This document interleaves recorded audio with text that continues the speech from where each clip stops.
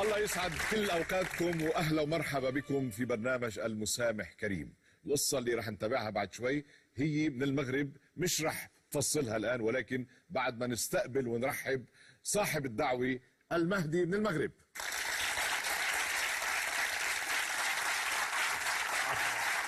مرحبا مهدي، تفضل حبيبي.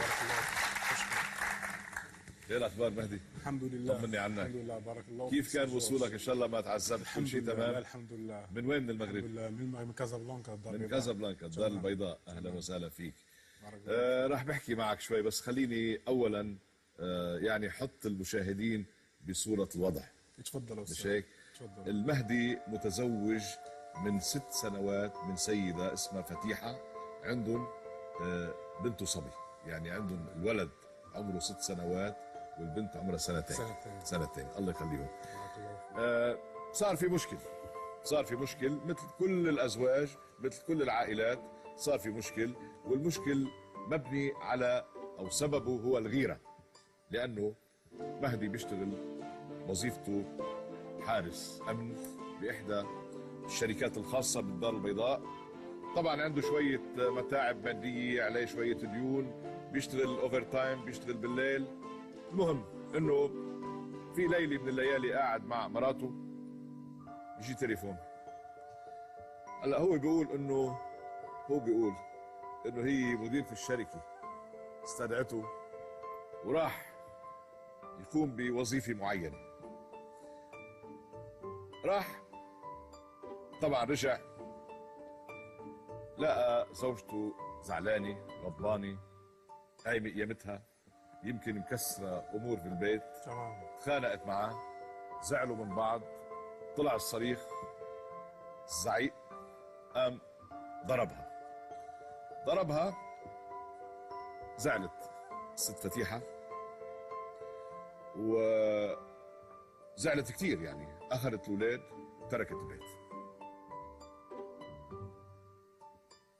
الوضع صار له قديش له الوضع هذا؟ مدة طويلة. له مدة طويلة؟ يعني شهر، شهرين؟ تمام. شهرين؟ يا زلمة شهرين مدة طويلة؟ تمام. والله ده هي مدة طويلة. طويلة. فإذا الوضع له شهرين، الآن شاف إنه في فرصة يرجع من خلال هالبرنامج، يحاول إنه يرجع عائلته، يرجع فتيحة والأولاد إلى المنزل. بقى أنا شخصيا بدي أتشكرك على ثقتك. شكرا كثير يا أستاذ. بتمنى إنه ساعدك قد ما فيني، بس تحطني بجو فتيحة شوي، يعني كيف أطباعها، قديش زعلانة من الوضع. هل في تواصل صار بينك وبينها؟ هل حاولت؟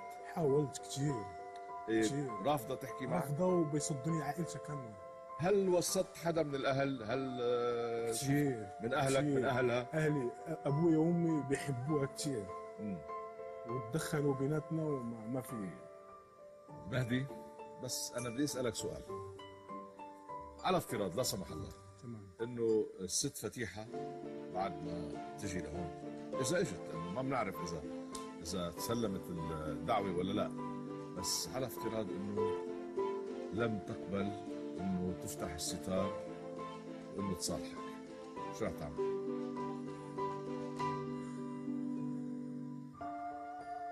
صعبة؟ انتوا ما في طلاق بعد؟ ما في طلاق. فكرت شيء بالطلاق؟ فكرت؟ من ناحيتها هي فكرت طلقها يعني؟ لا هي طلق. هي فكرت تطلق. ليه بتعتذر؟ هالقد صعبانة عليها؟ انا عايز الم الشمل، مش عايز. عرفت بدك تلم الشمل، بس في احتمال انه لا سمح الله الست تقول لك انا خلص مش عايزة. دي حاططها 60% 70%. يا سيدي، نحن بناء على طلبك ورغبتك سلمنا الرسالة إلى الست فتيحة بالدار البيضاء. الله يخليك. خلينا نشوف إذا كان قبلت الدعوة ولا لا.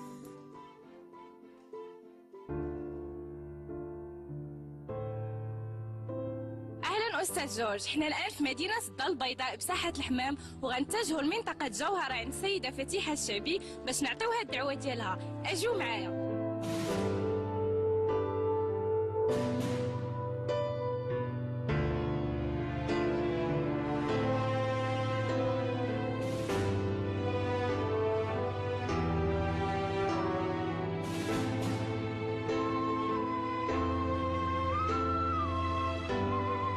أستاذ جورج، حنا دابا في حي جوهرة، قربنا من البيت ديال فتيحة الشعبي، وأجيو نشوفوا واش غنلقاوها.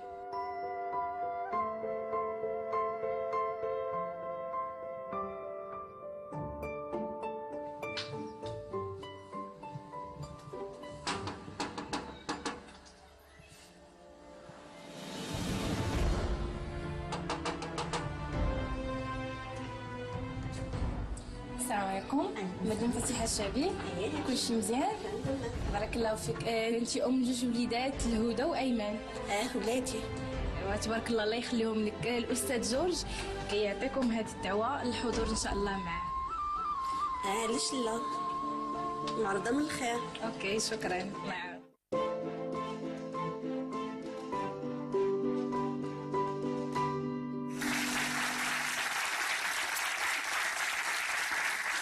الدعوة إلى فتيحة وصلت. فتيحة كمان شرفت إلى استوديو، موجودة بالخارج مش سامعة شيء من اللي عم بيصير هون، ولا هي عارفة إنه صاحب الدعوة هو زوجها. بس لحتى أختصر الموضوع للي ما تابعونا من الأول، إنه الأستاذ المهدي من المغرب متزوج السيدة فتيحة، عندهم ولدين، يعني بنت صبي وبنت 6 سنوات وسنتين. البنت قالنا انه عندها ربو. الست فتيحه بتغار كثير على زوجها، يعني غيري غير اعتياديه، لدرجه انه في مره تلقى تليفون بالليل من رئيسته بالعمل، طلبت منه انه يخطب يعني بالعمل. ترك البيت، رجع لقاها مكسره الدنيا وتخانقت معاه وتشاجرت معاه، اضطر انه يضربها. تركت البيت هي والاولاد. والاخ المهدي عايش بتعاسي، صار له اكثر من 3-4 شهور، وبده الان يحاول يرجع فتيحه والاولاد الى المنزل العائلي. هلا بدنا نشوف شو راح بيصير مع فتيحه. بدنا نستقبل فتيحه من المغرب.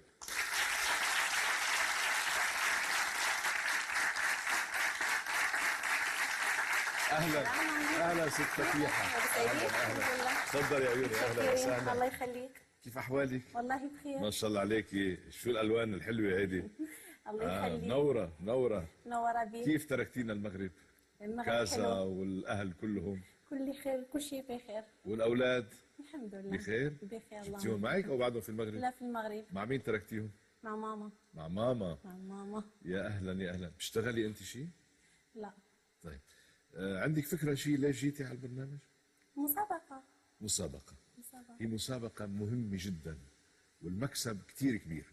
نتمنى خير. بعد ما حصل قبل. نتمنى. بقى ان شاء الله خير. ان شاء الله خير. الحقيقه انا بدي اشكرك على مجيئك. الله يخليك. لانك جيتي مش عارفه شو السبب. سمعت الدعوه من السيد. قبلتي الدعوه وبتشكرك من كل قلبي. الله يخليك، يحصلنا الشرف. انا مقدر هالشيء. الله يخليك. مقدر هالشيء. الله يخليك. انت مبسوطه بحياتك؟ الحمد لله. ماشي. شويه. هات خبريني شو بحب انا هيك اعرف الناس شو عندها قضايا واخبار. ماشي كل شيء ديما كامل لك، اي حاجه بغيتيها ما يمكنش ديما تكون. كامل لله سبحانه وتعالى. ايه يعني ما عم بتواجهي صعوبات؟ ما ضروري. في صعوبات. مثل من اي نوع؟ من كل جهه. لا والله. هاتي لشوف. الاهل؟ الاصدقاء؟ مين؟ من الزوج، من عندك مشكله مع الزوج؟ أوف. وشو المشكله؟ ما بدنا هلا ما تزعلي، ما بدنا يعني. طيب خلص فتيحه خلص. انسى. خلص. انا يعني بدي اقول لك مش انا اللي صاحب الدعوه، الحقيقه في شخص هو دعاكي الى الاستوديو. يعني البرنامج هذا مسابقات صحيح، بس مسابقه معنويه مش ماديه. بدك تعرفي مين دعاكي؟ ايه؟ ايه بدك تطلعي بهالشاشه.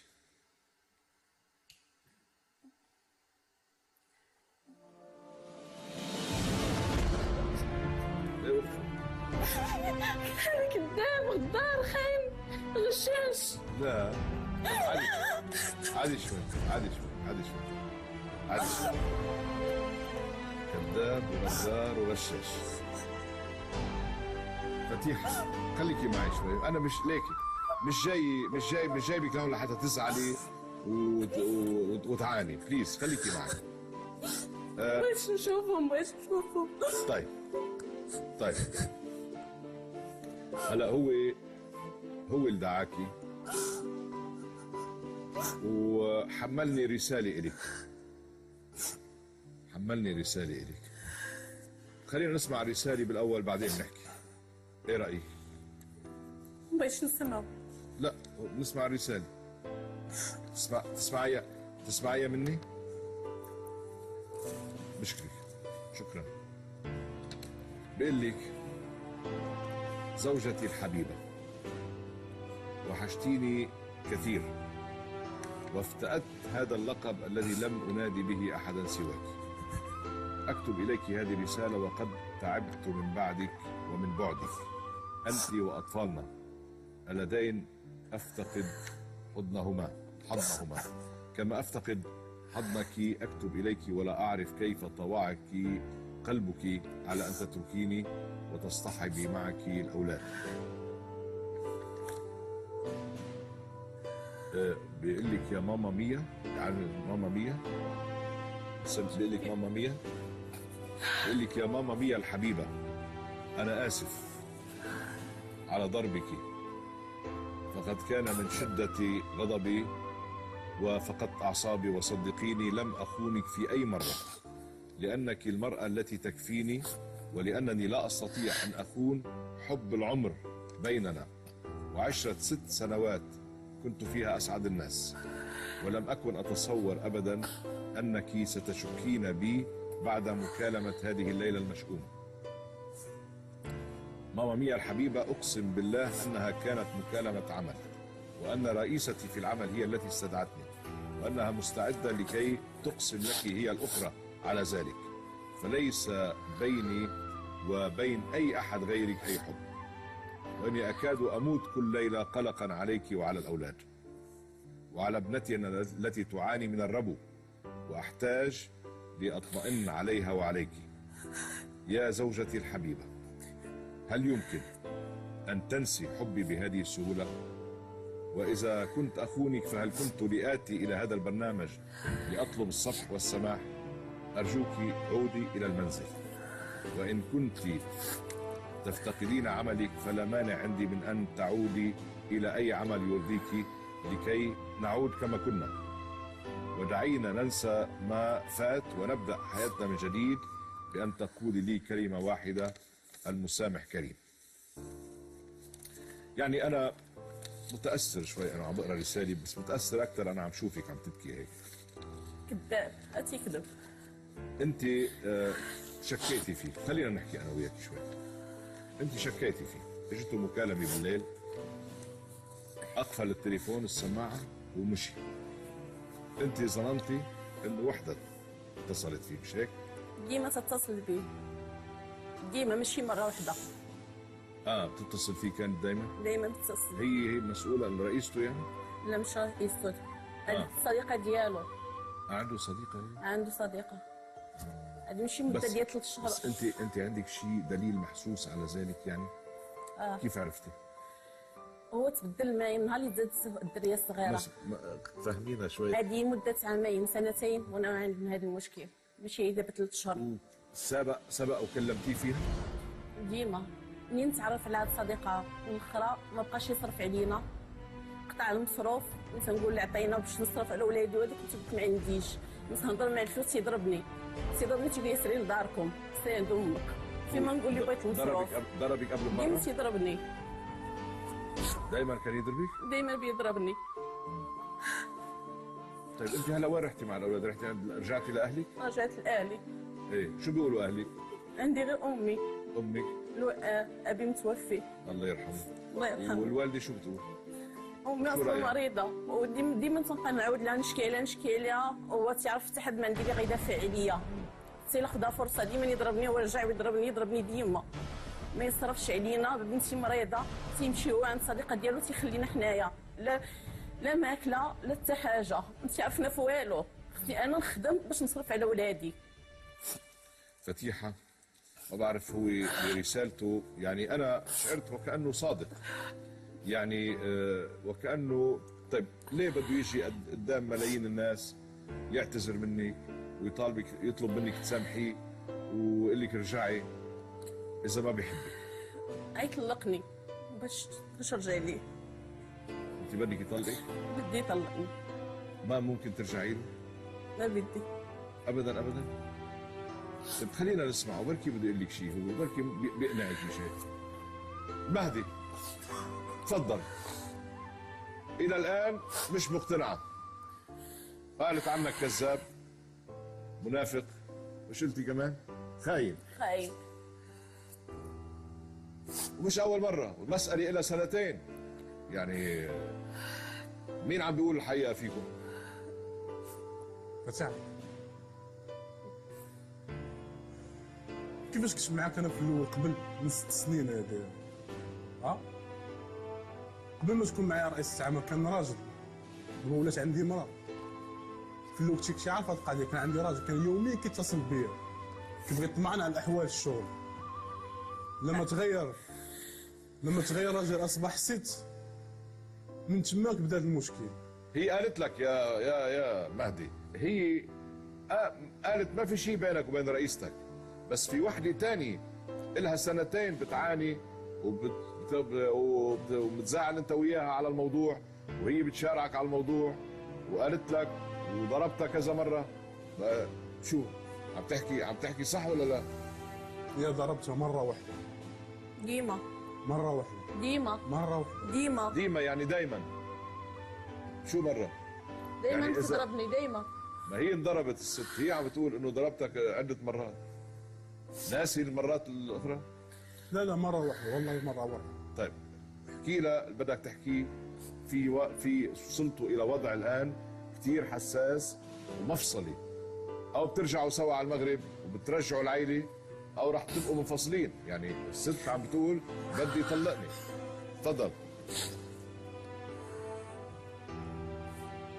فتيحة اقسم لك بالله العلي العظيم، هذيك الست اللي كتصل بيا بالليل ولا بالصباح ولا في العشيه مجرد رئيسة عمل عندي، مجرد رئيسة عمل باش تطمئن عن اخبار الناس اللي بيقول. لحقاش انا كنت عارفاني خدام في شركه ديال السياحه، خدام في شركه ديال السياحه، ولكن خدام في قطاع الامن.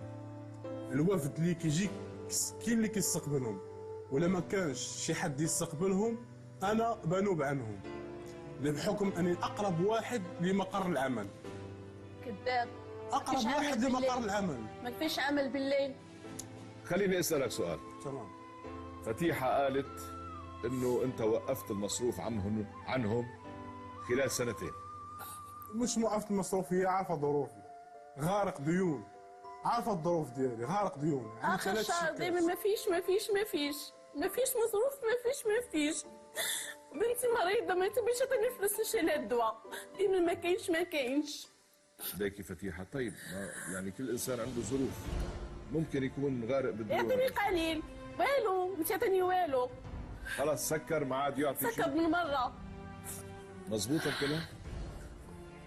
يعني انت شاكه انه كان عم يصرف على يصرف على الاخرى. طيب شاكي بحدا؟ تنشوف عنده النقود في جيبه، ملي تنقول له عطيني تيقول لك ما عنديش، يخرج يرجع ما عندوش فلوس، هو ديالو عنده. شو هالكلام مزبوط؟ اسألها شوف واش عندنا. انت اسألها الا فتيحة ما عمر شي نهار تراكم معنا شي ديون ديال السكن اللي شرينا انا وياك، الشقة اللي شرينا انا وياك، في داخل شهر في ايجار متاخر. لا كنت بالشاغل، كهرباء كنت بالشاغل بساعدك منين جلست صافي. قبل سنتين كنت بساعدك. قبل سنتين. كنت بشتغل. قبل سنتين. اشتغلت وساعدتك. كنت بشتغل وساعده. نجلس صافي.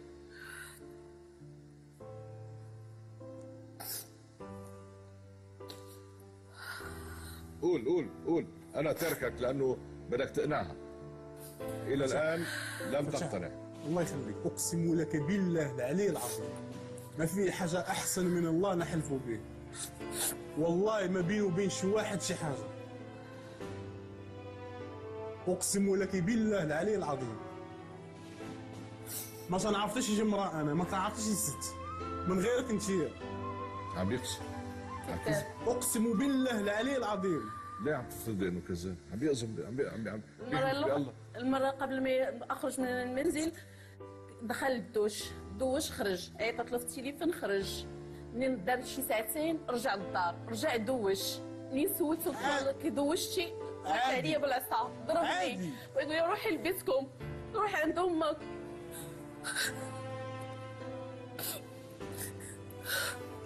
طيب ليك بدي اقول لك شغله فتيحه، يعني احيانا الرجل بيقولوا بيطلع خلقه بيتنرفز، ممكن احيانا كثير الغيره وكثره الغيره بتضغط عليه ينفجر. بقى كمان بدك انت تاخذي بالاعتبار هالامر. هالرجل اللي عم بيحلف اقسم هلأني امام الله انه ما عرف مرة غيرك وانه بحبك وكان عنده مشاكل. طيب كمان ما تكوني صعبة انت، كمان لازم تصدق، يعني ما تضلك حاطة براسك انه والله خانني وكان في خيانة وكان في وحدة. ما فيش راجل بيشتغل وما فيش من عنده نقود، اخر الشهر ما فيش. طيب ما كانش يشتري دواء للبنت؟ لا يقول لي خاصني دواء. قلت شوفي دبري حالك. منين ادبر حالي؟ هيك مزبوط هالكلام؟ الا دبري حالك ولا دبر حالها يعني؟ روحي عند امك. فتيحة، معقول ترجعي تعيشي مع هذا الرجل؟ ما بدي. خلاص مهما عمل ومهما يعني إذا التزم أمامنا نحن شهود.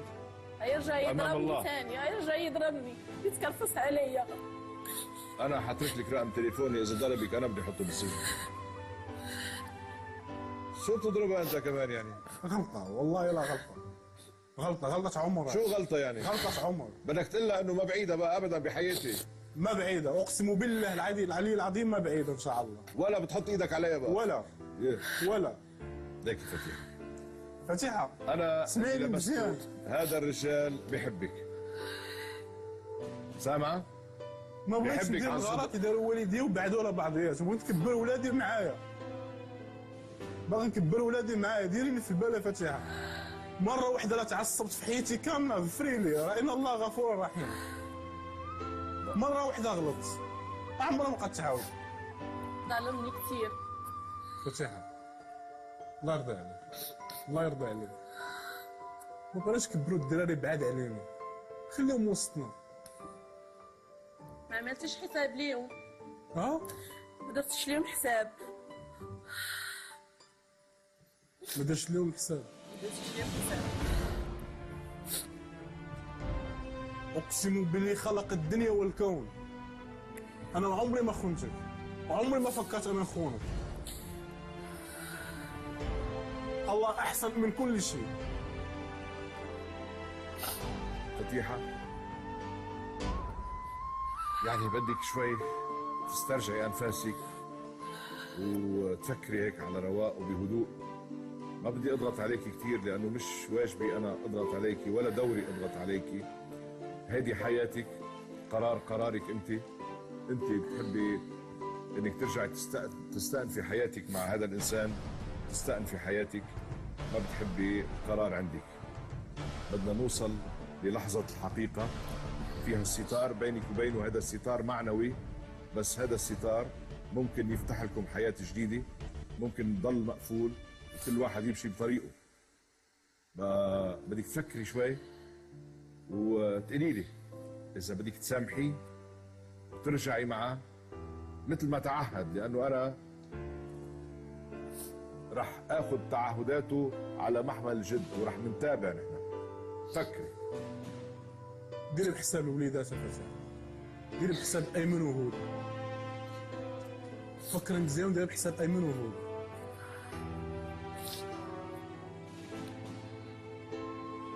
ولا كنتي مطلقه حد ضربت كنت نقول قدام هاد الناس كاملين، امام هاد الناس كاملين سمحي لي بزاف وما عمرها ما قتعاود،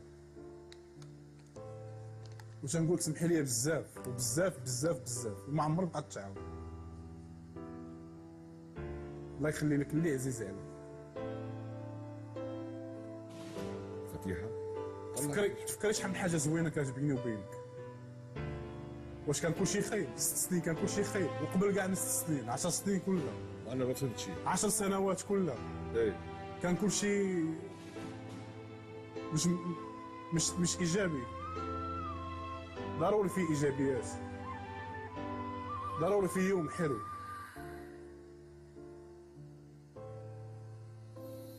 فتيحه، يعني نحن كلنا شعرين معك وكلنا مقدرين وكلنا عارفين معاناتك. انت صادقه، عم تحكي بمراره عن الامور اللي مرت في حياتك معه، خاصه هالسنتين. بس مثل ما قلت لك، في الاولاد، في مستقبلكم كلكم كعائله.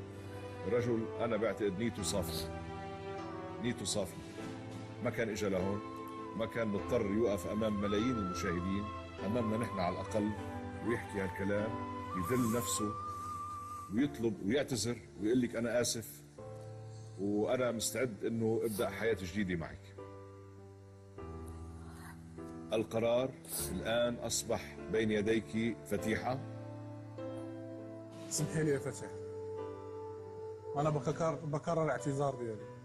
سمحي لي يا فتح، وما عمري نبقى حق عليك يدي، راك عزيزه عليا بزاف. اقسم لك بالله لا صادق في الكلام ديالي. سمعتي؟ شو رايك؟ شروط قولي شروطك. يسيبها، راه باقا معاه، ما يبقاش معاه. ليش؟ انه هو معه؟ باقي حلف بالله العظيم انه ما في حل. يسيبها، يرجع يخدم ثلاثة بالنهار، بيشتغل بالليل، يرجع ياخذ؟ يشتغل بالنهار. هو يشتغل بالنهار؟ هو بيشتغل بالليل حاليا؟ هو اللي يحب يشتغل بالليل، هو اللي يقلب البروجرام ديالو باش يبقى له النهار. سامع مهدي؟ انا اكيد قال بتسيب، ظبطت هذه القضيه يعني. قال بتسيبها. واحد، يعني هي بتفترض انه في حدا تعرف تسيبها. اسيب مين؟ هي قالت تسيبها. ما بيني وبينها والو. في وحده، ما بيني وبينها، ما فيش مش وحده الرئيسي تبعك، مش مدير. والله ما في وحده. هي عندها شك انه في وحده لك سنتين انت وياها. لا ما في وحده. شرطها لترجع بتسيبها. ما في وحده والله ما في وحده. ما في وحده اقسم بالله. شو رايك؟ هلا عم بينكر هو انه ما في وحده ثانيه. انا برايي صدقي. اوكي؟ انا برايي صدقي. ممكن ما يكونش في وحده ثانيه. ممكن انت بتظني بتشكي، في كثير ناس بشكوا بظنوا. شو بتقولي؟ بعد في شرط ثاني؟ ما في شروط، خلاص. الفلوس؟ ما في. الحمد لله وضعيه الماديه يصرف على الاولاد، سوت في المغرب وضعيتي الماديه انا بلاقي لك حل. تقبض المعاش بتعطيه تمام. مرحبا. خلاص مرحبا، ما عندي مشكله. المعاش هي بتدفع الاجار وكذا. ما عندي مشكله. يمشي الحال. يمشي الحال. ها؟ شفنا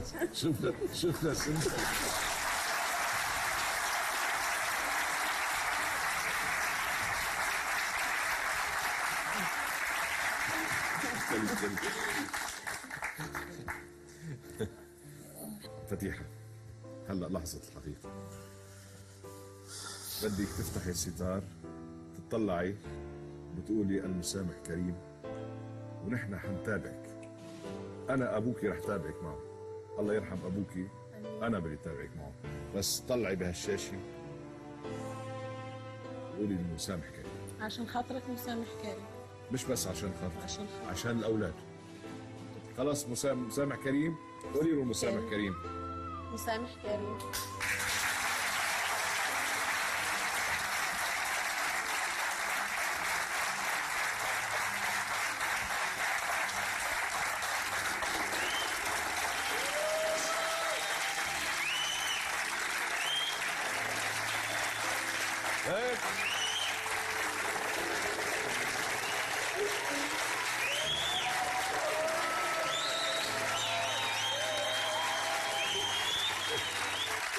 هيك ما عملتوا؟ انا سعيد. الله انا سعيد. وحلو كثير نحافظ على العائله وعلى الاسره، والمسامح كريم، وان شاء الله بترجعوا سوا مع بعض. الله يكرمك. بوصونا الاولاد، الله يخليك. ونحن حنستمر على تواصل مع بعض. اوكي، يلا اطلعوا سوا من هون. يد بيد يد بيد. وبرها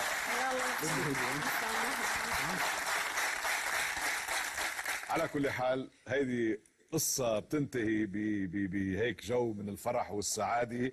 الله يديم الوفق دائما. هيدا رسالة المسامح كريم. منتابع.